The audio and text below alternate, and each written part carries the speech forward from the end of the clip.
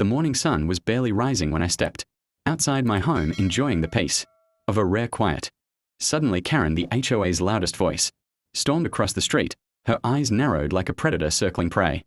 She shouted accusations, claiming I didn't belong in my own neighborhood, her voice piercing the calm like broken glass. Neighbors peeked through curtains, some recording, others whispering, while Karen's words grew sharper, dripping with arrogance, entitlement, and hidden prejudice. I'm calling 911. She screamed, clutching her phone with trembling hands, as though I were a trespasser in my yard. I stood still, watching her fumble with her words, my heart steady, my patience tested, but my pride intact. Sirens never came, because the truth was, the police didn't need to arrive. I already was the police. I am the chief of police, sworn to uphold justice, protect dignity, and ensure respect within every corner of society. Karen didn't know her attempt to weaponize authority against me was about to collapse beneath the weight of truth.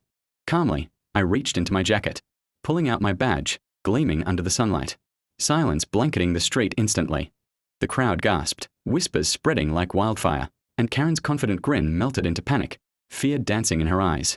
You called the police, I said evenly, and here I stand. What exactly should I arrest myself for, Karen? Her phone slipped from her hand, hitting the pavement, her authority crumbling with every second of humiliation she endured. Neighbors stepped closer, emboldened, whispering their frustrations about Karen's reign of harassment, finally witnessing her entitlement meet an unmovable wall.